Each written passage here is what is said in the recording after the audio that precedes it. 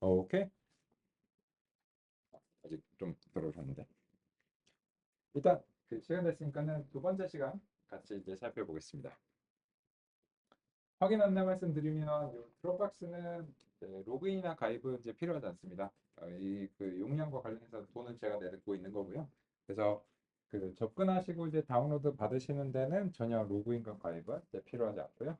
또 이제 어제와 마찬가지로 2일차 노트북이 실시간으로 공유가 되고 있습니다. 그래서 이제 제가 제 쪽에서 이제 작업이 되는 대로 이제 파일의 변경이 이제 있으면 이제 바로 이제 거의 즉시 이제 동기화가 되니까요. 필요하신 경우에는 이제 다운로드 받으실 수 있습니다.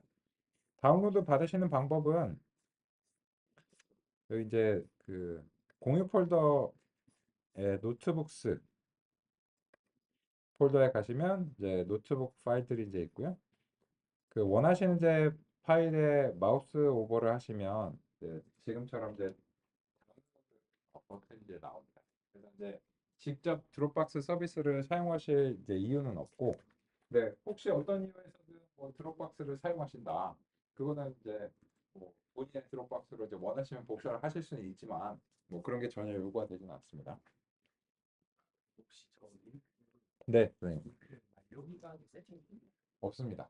이거는 이제 영구적으로 이제 되어 있는데 다만 이제 이 그 공유 폴더가 그 이제 같은 공유 폴더가 이제 계속해서 이제 활용이 되니까 이제 다음번 머신러닝 할 때는 다시 초기화가 됩니다. 그래서 이제 뭐 그 전까지는 그냥 뭐 이미 이번 주 내로는 당연히 다 이제 다운로드 이제 받으시고 그러실 테니까 보통 이제 그 머신러닝 이제 같은 과정이 두 번 중복해서 그 진행되지 않거든요. 그 2주간 진행되지 않기 때문에 보통 이제 머신러닝 과정이 한 달에 한 번에서 두 번 정도 있습니다. 있고 그래서 이제 그 전까지만 보통 이제 그 다운로드 받으시면 되고 변경되는 부분은 보통 그 노트북스 폴더의 내용이 변경이 되는 편이고 다른 부분들은 이제 보통 변경이 안 되는 편입니다. 그래서 이제 그런 측면에서 이제 보셨을 때는 이제 이번 주 이내로 아마 이제 그 원하시는 것들 다 다운로드 받으시면 되겠습니다. 나중에 받으실 때 한꺼번에 이제 그 한 다음 주 전까지 다운로드 받으실 때 그냥 폴더를 통째로 다운로드 받으셔도 됩니다. 그래서 그 노트북스 폴더를 통째로 다운로드 받으시면 이제 되고 원하시면은 그냥 파이엠엘을 다 통째로 그 다운로드 받으시겠다 하면 여기에 있습니다.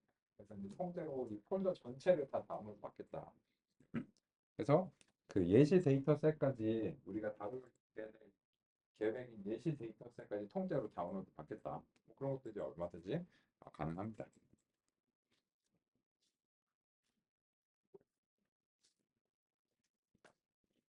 오케이? 그러면 또 그 어려운 점이나 요청사항 궁금한 점 있으시면 지금처럼 이제 잘 알려주시고요. 또 이어서 살펴보도록 하겠습니다. 그러면 우리 이제 종양 분류 모형을 이제 만들어 봤는데 지금 이제 보면은 그 뭐 랜덤 스테이트 6에서 공교롭 이제 그 0번하고 1번이 다음과 같이 이제 66개랑 이제 77개로 조금 이제 차이가 나는 편입니다. 그죠? 그런데 이제 이 차이가 왜 날까라고 하는 부분도 같이 한번 좀 그 분석을 이제 해보겠습니다. 그런 측면, 그런 분석도 이제 해야 되고요. 그래야지 요 랜덤 스테이트를 이제 어떻게 설정하고 이 분포가 이제 어떤 것이 바람직한 건가 그런 이야기도 이제 할 수 있기 때문입니다.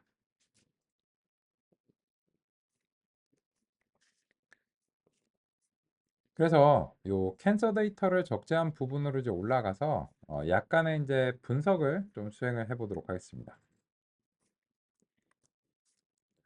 그러면 이제 캔서 이제 타겟이 이제 있는데 여기에 대해서 쪼개지지 않은 상태로 도수를 한번 확인해 보도록 하겠습니다.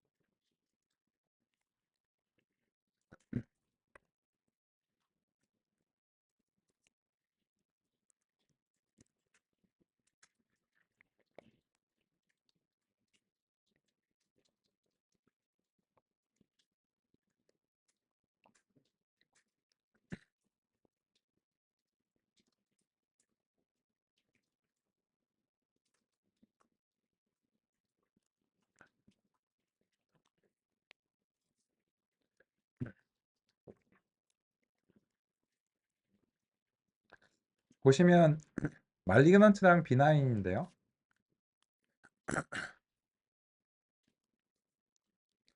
여기서 이제 0번하고 1번으로 이제 각각 됐고요. 요 말리그넌트랑 비나인이라고 하는 것을 이제 그 검색을 해보고 이제 사전을 찾아보면 이거는 이제 악성이랍니다. 요거는 이제 양성.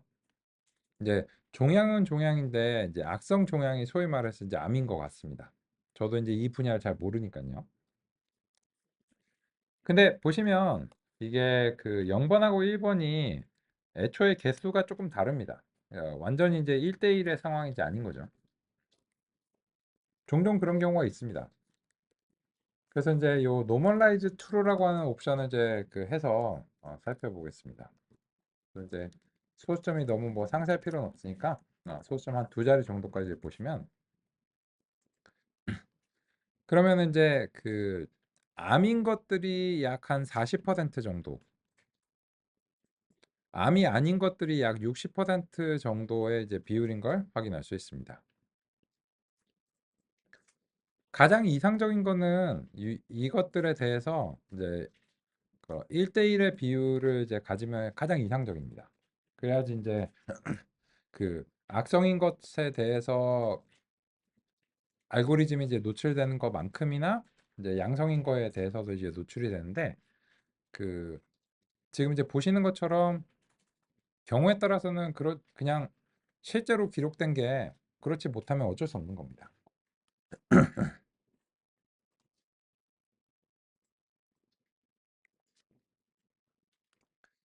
요 노멀라이즈라고 하는 것은 이제 비율로 바꿔주는 겁니다.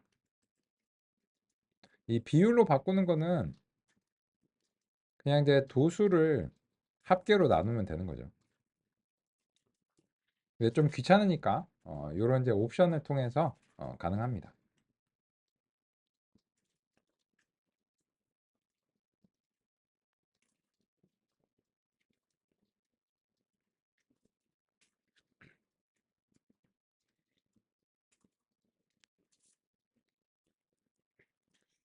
그래서 일단은 이거를 이제 왜 확인을 하셔야 되냐라고 하면 이게 이제 되게 극단적인 경우도 있어요. 어떤 경우인가?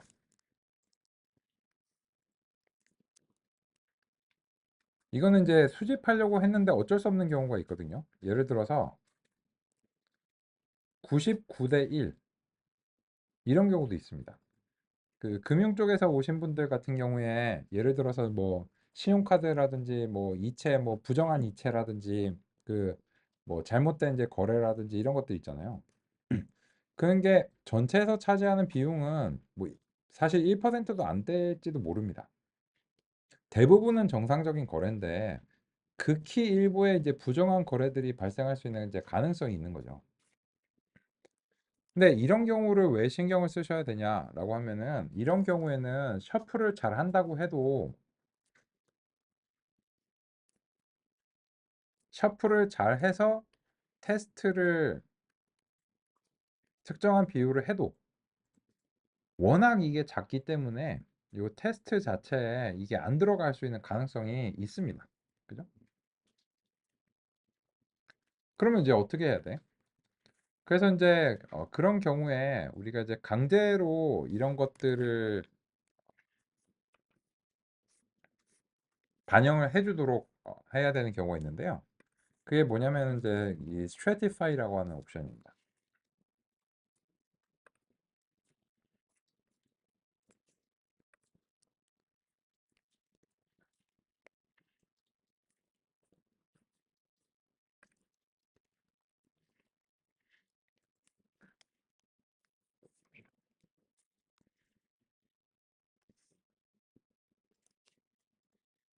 요 Stratify를 하게 되면은 지금 이제 상의 드린 대로 만약에 이제 99대 1의 상황이 발생한다고 해도 구간별로 나눠서 섞습니다.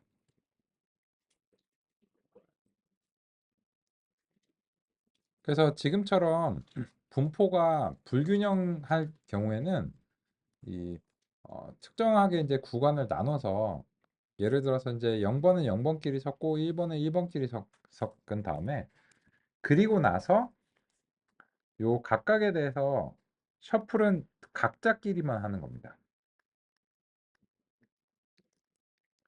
그리고 나서 요 0번에서 지정된 비율만큼을 테스트로 하고 1번에서 지정한 비율만큼을 테스트로 해서 전체적으로 이거를 테스트로 합치는 겁니다. 그래서 이제 요 stratify라고 하는 옵션은 지금처럼 이제 분포가 불균형할 때는 중요한 설정이 될 수 있습니다.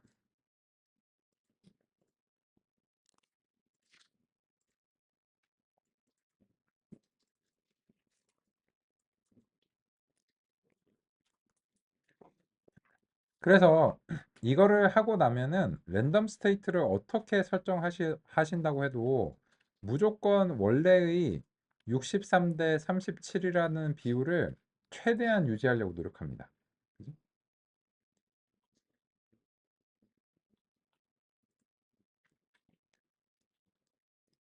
그런데 이 비율을 유지하는 게 좋은가 아니면 그 5대 5의 비율로 강제로 만들어주는 게 좋은가라고 하면은 이게 생각을 해보시면 이 비율을 유지하는 것이 바람직합니다.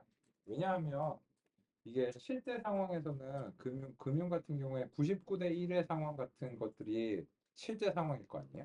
그러면 그런 실제 상황에서 극히 희박한데도 불구하고 그걸 이제 정확하게 찾아낼 수 있는가라고 하는 점이 이제 중요하기 때문입니다.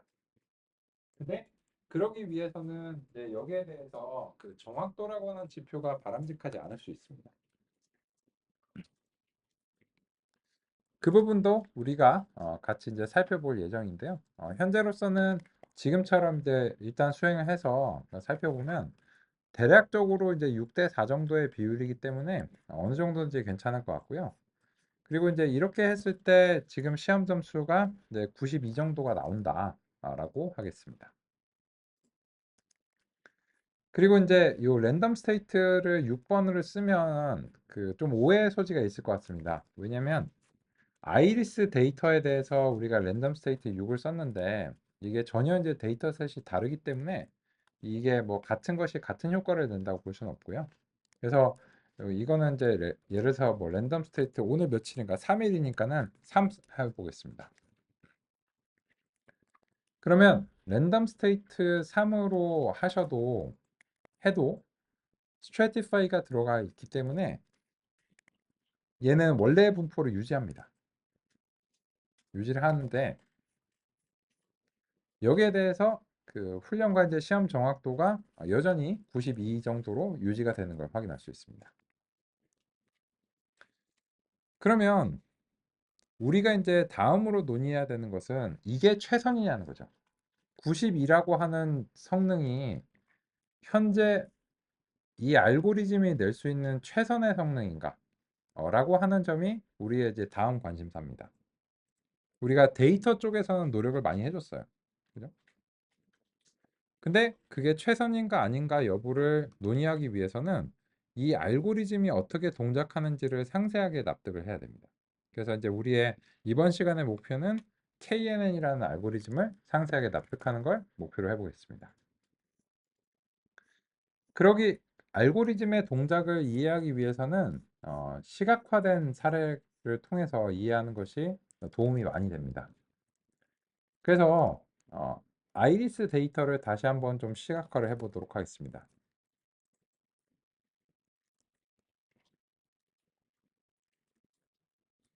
어제와 이제 같은 방식으로 시각화를 좀 해보도록 하겠습니다.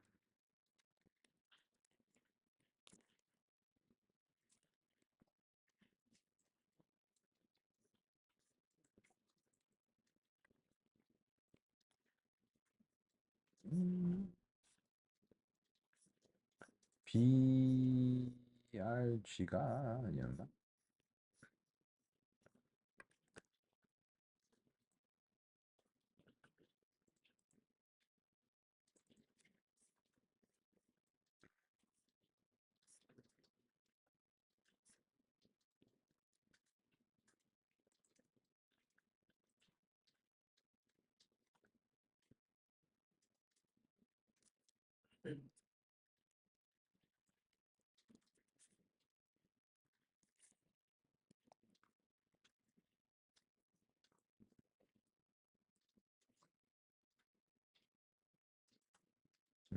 참 지금 품종이 바뀌어 있지 않아서 그렇죠?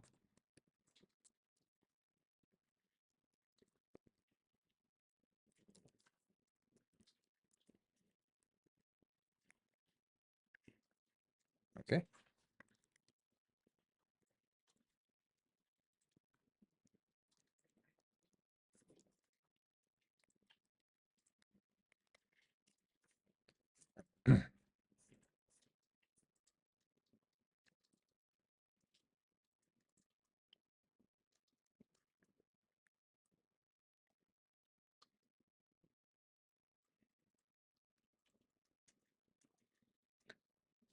요거는 근데 그 요 컬러 맥과 컬러와 관련해서는 이제 조금 이제 이게 편리하긴 한데 좀 직관적이지 않을 수 있기 때문에 여기서 이제 유형별 색상을 우리가 이제 통제를 하겠습니다. 레이블 즉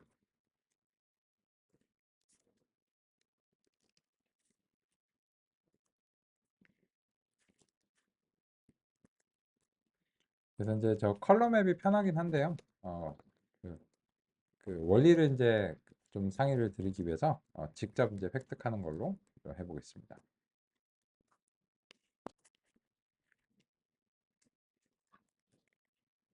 그래서 이제 0번은 빨간색으로, 1번은 초록색으로, 2번은 이제 파란색으로 하겠다. 이렇게 이제 하면은 요 레이블즈가 이제 0번 0하고 1하고 2라고 하는 이제 세 가지 값 중에 하나가 들어온다고 이제 가정하고요. 그래서 이제 요 C라고 하는 것은 이제 컬러의 이제 약자 정도로 생각하시면 되고 여기서 이제 0번, 1번, 2번을 그냥 주면 그 0번, 1번, 2번을 이제 아까 이제 컬러 맵을 통해서 어떻게 이제 표현할 거냐를 이제 지정하실 수도 있고 아니면 이제 직접 0번, 1번, 2번을 내가 빨간색, 초록색, 파란색으로 이제 바꾸겠다. 이런 식으로 변환하는 함수를 거쳐가지고 이렇게 이제 하시는 것도 이제 좋은 방법입니다.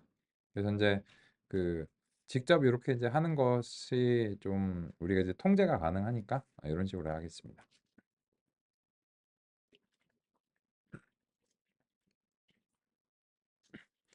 야, 근데 캔서를 하다가 왜 갑자기 아이리스를 하는 거야? 라고 하는 거는 캔서는 시각화가 안 됩니다. 아이고, 죄송합니다. 그래서 지금 이거를 하는 것은 KNN이라고 하는 알고리즘의 원리를 시각적으로 살펴보기 위해서 시각화할 수 있는 그런 데이터를 이제 가정을 하고 있습니다. 근데 그러면은 우리가 임의적으로 새로운 데이터 포인트를 여기다가 좀 그려보겠습니다. 뭐냐면 예를 들어서 새로운 데이터 포인트가 한 이쯤에 들어와요.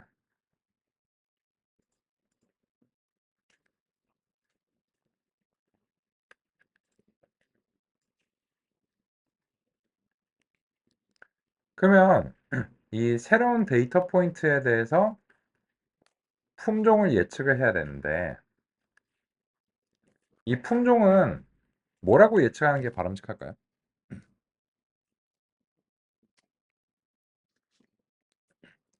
자명하게도 여기 이제 빨간색 영역이잖아요. 그죠? 아이고 죄송합니다. 그러니까는 아마도 이거는 그냥 0번으로 예측하는 게 대단히 상식적이지 않을까 이렇게 이제 생각하는 건데요.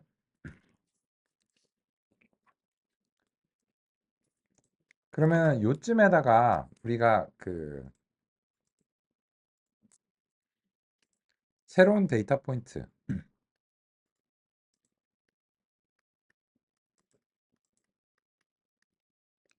이런 식으로 한번 찍어 보겠습니다.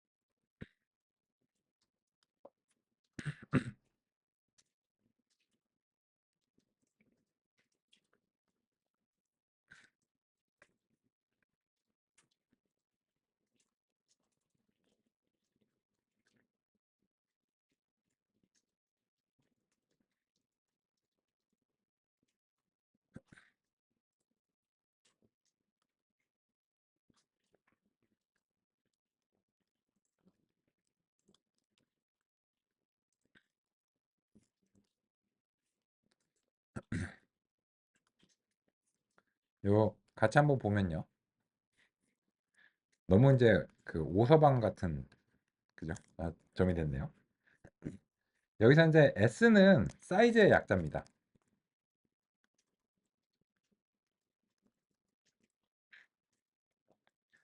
그 각각의 이제 점의 크기를 하는데 100은 좀 너무 크네요. 그죠? 한 50 정도로 할까요? 잘 보이게. 여기가 이제 그 새로운 데이터 포인트 이제 X 뉴고요. 이것의 이제 값이 이제 5.0하고 이제 2.0이 이제 상황이고 이런 경우에 우리가 이것의 이제 레이블을 이제 예측하고 싶습니다. 근데 이제 이 레이블들을 예측할 때는 이게 0번이나 1번이나 2번 어느 것 이제 이 세 가지 중에 이제 하나다라고 하는 이제 가정이 있는 겁니다. 왜냐면 이제 지금 이제 제시된 데이터가 세개 유형이니까요. 그죠? 그러면은 이제 그냥 상식적으로 자명하게도 이거는 여기에 있으면 여기가 이제 0번의 영역들이니까는 아마도 0번이지 않을까라고 생각하는 게 상식적이죠. 그죠? 그런데 KNN이라고 하는 것은 그러면 어떻게 동작할 것인가? 그런 점들을 같이 한번 얘기를 해보겠습니다. 그러면 이제 교재의 해당 부분을 안내해 드리도록 하겠습니다. 63페이지로 같이 가보도록 하겠습니다.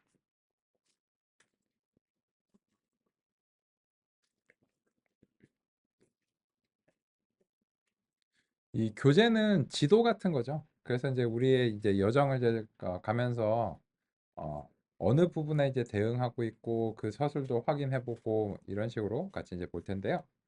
63페이지 2.3.2절에서 K 최근접 이웃에 대해서 같이 공감해 보겠습니다. 가장 간단한 알고리즘이다. 이게 머신러닝이 맞냐라고 의구심을 갖는 사람들도 많아요. 그죠? 근데 어차피 머신러닝이 엄격하게 정의가 된 용어가 아니기 때문에 뭐 그렇다면 그런 겁니다. 그죠? 근데 왜 의구심을 갖는지에 대해서도 같이 한번 살펴보죠. 훈련 데이터셋을 그냥 저장하고 새로운 데이터 포인트에 대해서 예측할 땐 훈련 데이터에서 가장 가까운 데이터 포인트, 즉 최근접 이웃을 찾아서 그 이웃의 레이블이 자신의 레이블이다. 이렇게 이제 하는 겁니다. 그게 무슨 말이냐? 그 펼친 김에 그림 2-4번을 그 아래쪽에서 이제 보겠습니다. 여전히 63페이지를 참조하고 있습니다. 보시면 지금 요 별표들이 새로운 데이터 포인트들인 거예요.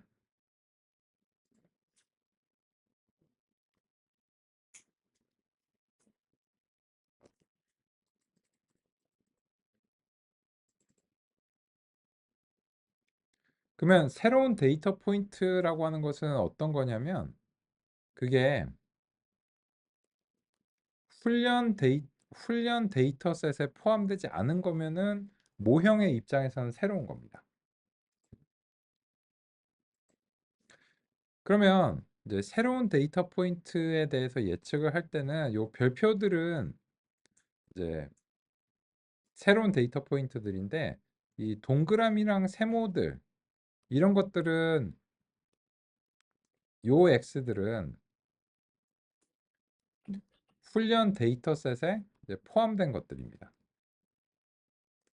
그러면 여기에 대해서 이제 예측 요청이 들어오면 얘는 나한테서 제일 가까운 훈련 데이터 포인트가 뭐지? 얘구나. 근데 얘가 동그라미 보라색이네.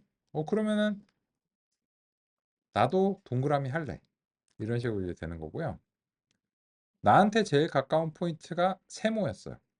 그러면은 나는 세모인갑다. 이런 식으로 예측하는 겁니다. 그러면 우리의 예시에서는 어떻게 될까요? 얘한테서 현재 가장 가까워 보이는 데이터 포인트가 현재로서는 얘잖아요. 그죠? 그러니까는 이것의 레이블이 0번이면 그로 인해서 새로운 데이터 포인트의 레이블이 0번으로 예측될 예정이라는 겁니다. 그러면은 그 부분을 우리가 이제 한번 직접 구현을 해보도록 하겠습니다. 근데 그렇게 되려면 이제 거리를 구할 수 있어야 됩니다.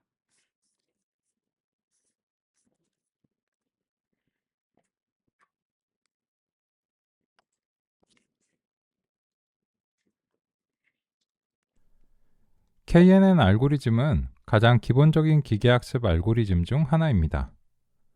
이 알고리즘은 경험한 데이터를 그대로 저장하고 활용하므로 전통적인 의미에서의 모델을 형성하지는 않습니다. 새로운 데이터 포인트에 대한 예측을 수행할 때는 저장된 데이터셋 중에서 가장 가까운 데이터 포인트, 즉 최근접 이웃을 찾아 그 데이터의 결과값을 예측값으로 사용합니다. 예를 들어 두 유형으로 분류되는 1차원 훈련 데이터셋을 가정해 보겠습니다. 특성이 하나뿐이므로 각 데이터 포인트는 직선상의 특정 위치로 표현됩니다.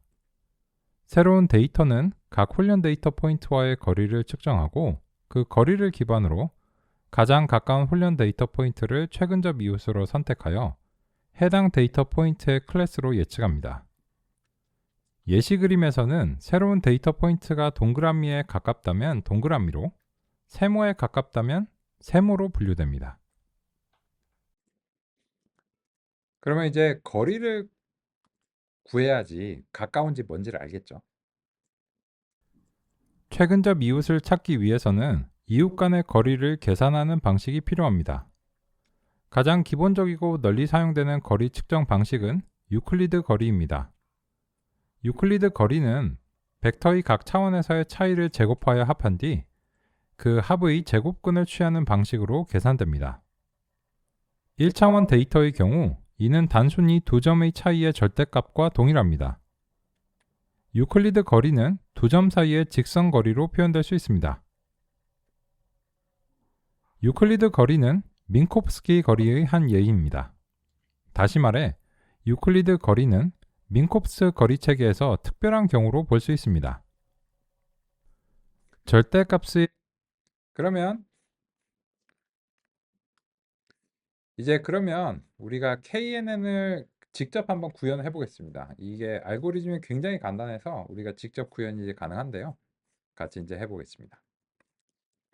먼저 그 벡터 거리 이제 산출이라고 하는 것을 이제 정의를 이제 하고요. 그 어떤 두 벡터를 xi와 이제 xj라고 이제 규정하고 벡터 거리 산출을 다음과 같이 이제 하겠습니다.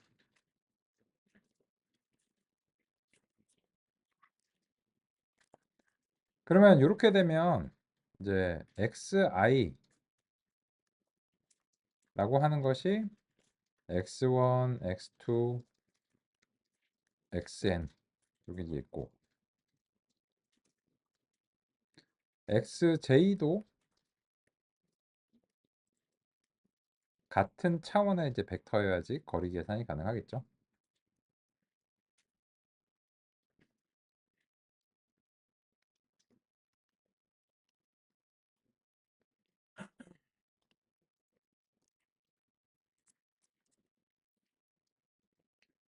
그러면 먼저 이 두 개를 서로 이제 빼면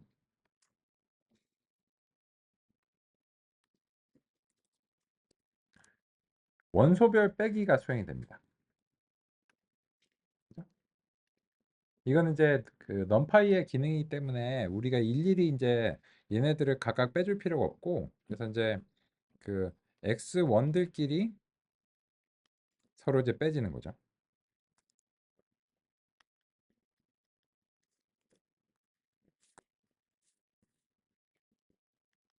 그리고 그렇게 이제 빼진 것들의 제곱의 합을 구합니다.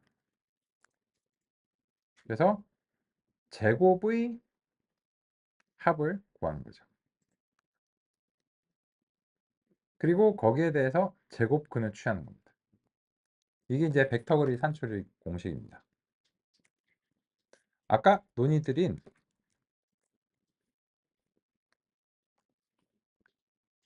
요 공식이고요. 이거를 이제 이렇게 이제 쓸 수 있는데 귀찮으니까 이렇게 이제 짝대기 두 개로 표현을 하겠습니다. 앞으로는. 그러면 이제 실제로 그 거리를 한번 구해 보겠습니다. 예를 들어서 이제 x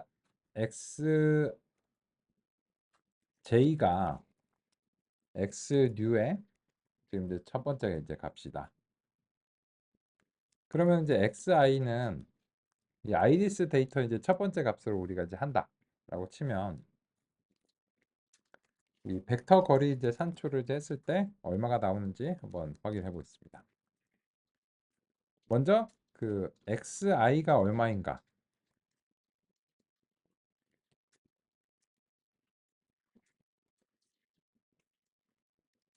xj가 얼마인가? 그죠? 이렇게 되는데 지금 이제 보시면 이 두 개가 서로 차원이 다르죠. 왜냐하면 우리는 그 x뉴는 2차원 산점도에서 이제 그리기 위해서 두 개만 이제 했고 실제로는 4차원 데이터입니다. 그러다 보니까 이제 차이가 있는데 그래서 이제 이걸 맞춰주기 위해서 아이리스 데이터 같은 경우에는 여기 이제 그 두 개만 골라줘야 됩니다. 이런 식으로 2차원 데이터로 이제 만들어줘야 됩니다. 그래야지 이제 서로 이제 차원을 맞춰서 수행할 수 있고요. 그러면 이제 이 두 개의 이제 디스턴스 이제 거리는 벡터 거리 이제 산출을 통해서 다음 같은 방식으로 이렇게 이제 나오게 됩니다. 그러면 이 5.1, 1.4랑 5.0, 2.0은 그렇게 멀지는 않은 것 같아요. 그죠? 그래서 이제 요 거리 자체가 이렇게 이제 나오는 것을 이제 확인할 수 있습니다.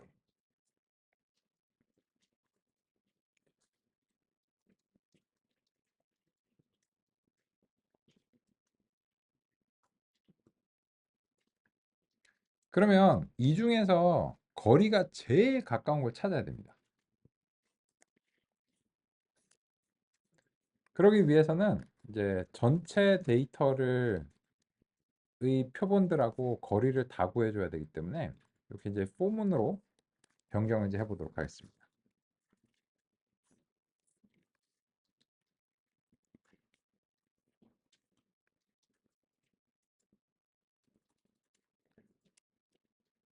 그러면 이제 다음과 같이 각각들이랑 이제 거리가 이제 산출이 되는데 이거를 이제 실제로 그 이웃과 거리 값 자체를 기준으로 해서 우리가 이제 제일 가까운 걸 찾아야 되기 때문에 이 거리 자체를 이제 수집하겠습니다.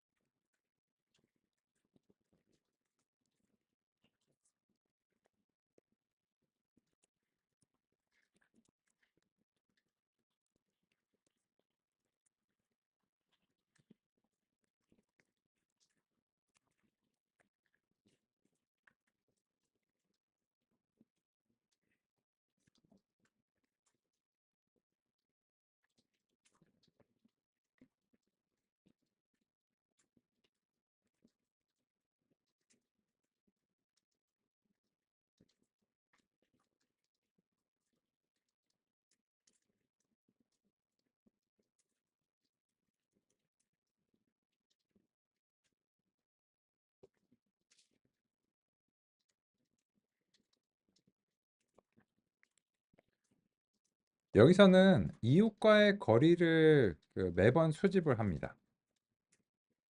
그리고 나서 이제 프린트문에서는 마지막으로 추가됐던 그 거리를 선택하면은 이제 마지막으로 추가된 거리가 이제 현재의 거리이기 때문에 그런 방식으로 이제 할 수 있습니다.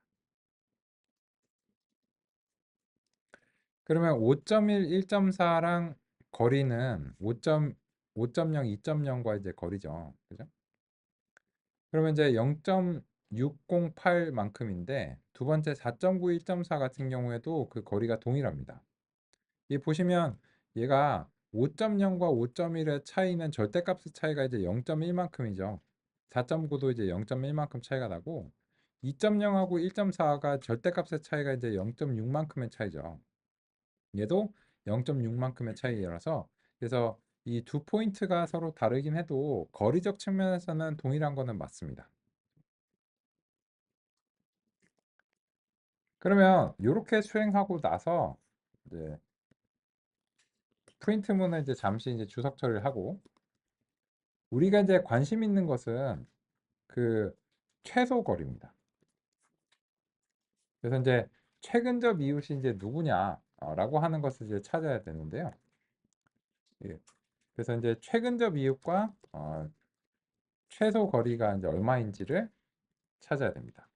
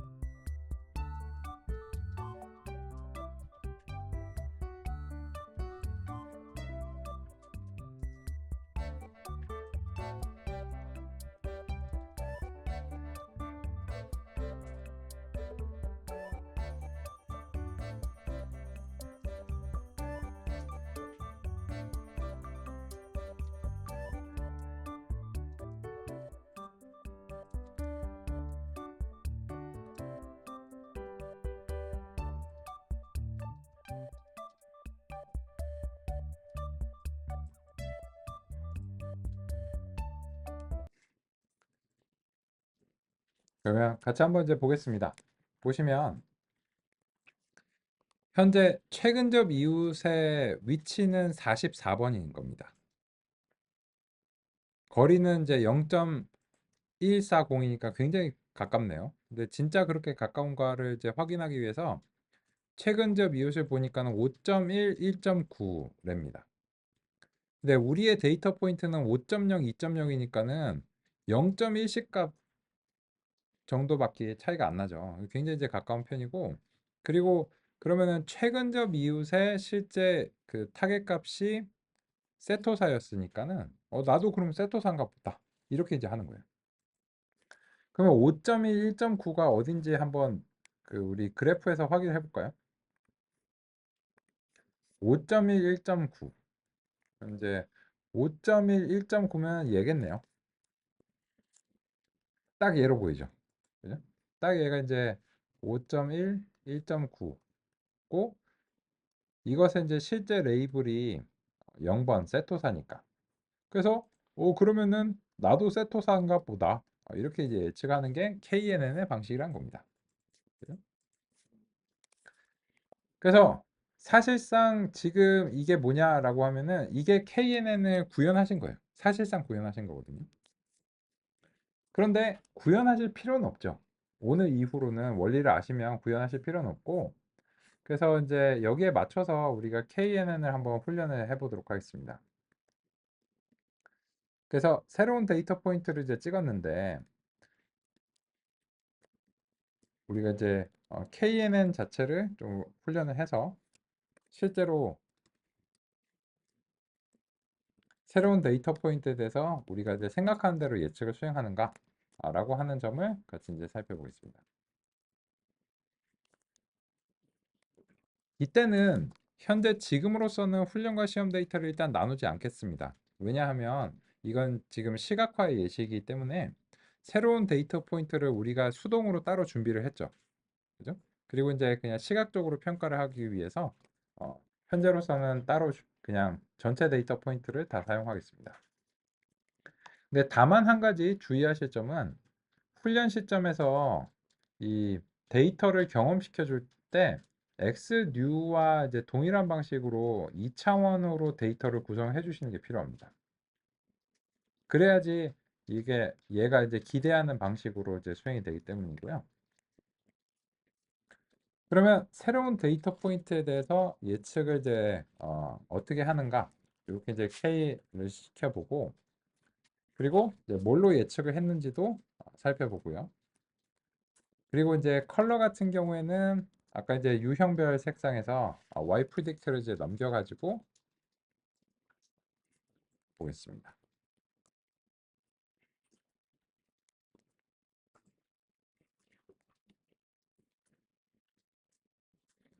그러면 실제로 예측을 세토사로 수행한 것을 확인할 수 있습니다.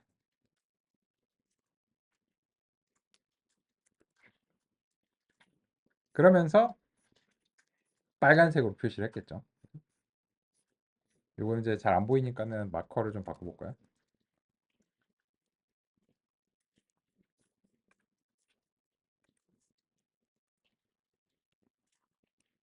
꼬표로 바꿔 더하기나 이런 걸로 바꿔볼까요?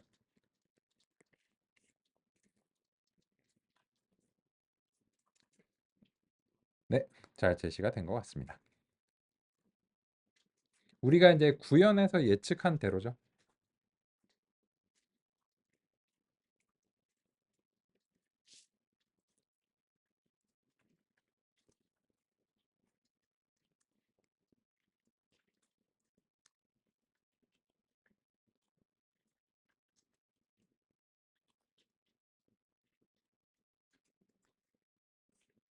그러면 KNN의 기본적인 원리에 대해서는 직접 구현해보고 시각적인 예시로서 우리가 같이 살펴봤습니다.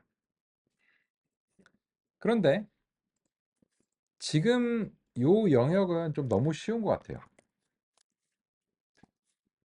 얘는 너무 쉽죠. 조금 어려우고 약간 논란이 될 만한 부분을 우리가 한번 골라보겠습니다. 우리가 처음에 if else 문을 작성할 때 이런 식으로 대강 영역을 정했잖아요. 그래서 대강 이렇게 하니까는 이렇게만 해도 95%를 받았습니다. 근데 지금은 이제 이렇게 영역을 나눠서 하면은 그 이 영역의 요 아래쪽에 있으면은 얘가 다 0번으로 예측이 되겠죠. 그죠? 근데 KNN의 방식은 이렇게 영역을 나누는 방식은 아니고 가장 가까운 데이터 포인트를 찾는 방식이기 때문에 우리가 이제 예전에 논의했던 if else 문의 방식하고는 좀 다릅니다. 그런데 그 논란의 소지가 될 만한 지점을 한번 꽂아 볼게요. 예를 들어서 한 요쯤에 새로운 데이터 포인트가 들어온다고 가정해 보겠습니다. 제가 여기다가 이제 하면은 5.0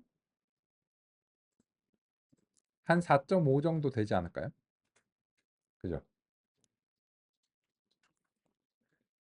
그러면 여기에 데이터 포인트를 이제 꽂으려면 그냥 xnu에다가 데이터 포인트를 하나 새롭게 추가하면 됩니다. 5.0 한 4.5 정도. 눈대중으로 보니까는 그 정도인 것 같은데요. 나머지 코드는 수정하실 필요는 없고 그냥 데이터 포인트 하나만 추가해 주시면 됩니다.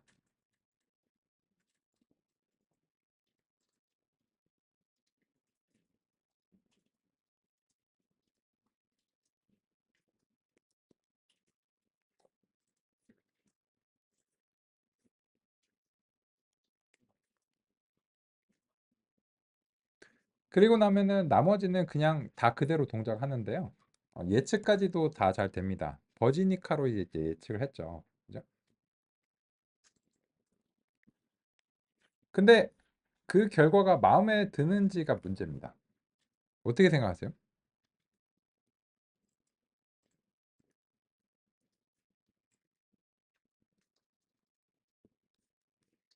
이게 왜 2번으로 예측이 됐는지 잘 아시겠죠? 왜냐면 나한테서 가장 가까운 애가 파란색이잖아요. 그러니까는 파란색으로 예측을 수행한 겁니다. 근데 이 결과가 마음에 드시나요? 요거는 보시면 대체로 초록, 이 파란색 영역들은 이쪽에 있고 초록색 영역은 요 아래에 있는데 얘는 살짝 그 패턴을 벗어난 약간 이상치로 간주될 만한 그런 데이터 포인트죠. 그런 게 있을 수 있잖아요. 근데 지금은 하필이면은 요 데이터 포인트가 여기에 찍혀가지고 이 이상치의 영향을 너무 강하게 받고 있습니다. 근데 그렇게 되면 결과가 좀 불안정해질 수 있다는 거죠. 그럼 어떻게 될까요?